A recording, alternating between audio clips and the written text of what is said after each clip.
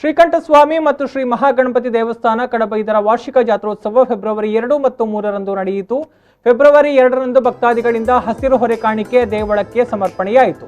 February 3ರಂದು ಬೆಳಗ್ಗೆ ಮಹಾಗಣಪತಿ ಹೋಮ, ಕಲಶ ಪೂಜೆ, ಮಧ್ಯಾಹ್ನ ಶ್ರೀ ದೇವರಿಗೆ ಕಲಶಾಭಿಷೇಕ, ಮಹಾಪೂಜೆಯ ಬಳಿಕ ಅನ್ನ ಸಂತರ್ಪಣೆ ನೆರವೇರಿತು. ರಾತ್ರಿ 7:30ಕ್ಕೆ ಸರಿಯಾಗಿ ಮಹಾಪೂಜೆ ಬಳಿಕ ಶ್ರೀದೇವರ ಬಲಿ ಹೊರಟು ಉತ್ಸವ, ವಸಂತ ಕಟ್ಟೆ ಪೂಜೆ, ದರ್ಶನ ಬಲಿ ಉತ್ಸವ, ಬಟಲು ಕಾಣಿಕೆ ಮತ್ತು ಪ್ರಸಾದ ವಿತರಣೆ ನಡೆಯಿತು.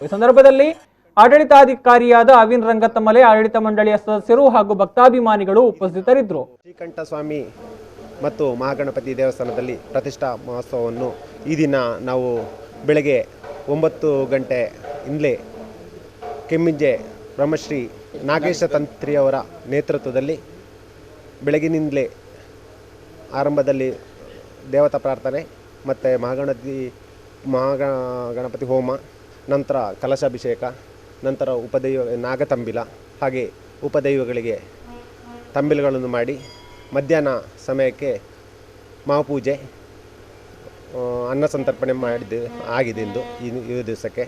ಈಗ ಸಂಜೆಯ ರಾತ್ರಿ ಸಮಯದಲ್ಲಿ 7:30 ಗಂಟೆಗೆ ದರ್ಶನದಲ್ಲಿ ಹೊರಟು ನಂತರ ಬಟ್ಟಲು ಕಾಣಿಕೆ ಮಾಡಿ ರಾತ್ರಿ ಕೂಡ ಇದು ಭಕ್ತಾದಿಗಳಿಗೆ ಅನ್ನ ಸಂತರ್ಪಣೆಯನ್ನು ಮಾಡಿ ಈ ದಿವಸ ಜಾತ್ರೋತ್ಸವವನ್ನು ಸಂಜೆ ರಾತ್ರಿ 10:30 ಆಗುವಾಗ ಸಂಪನ್ನ ಆಗೋದು. ಶಿವಪ್ರಸಾದ್ ರೈ, ಮೈಲೇರಿ, ಕಡಬ.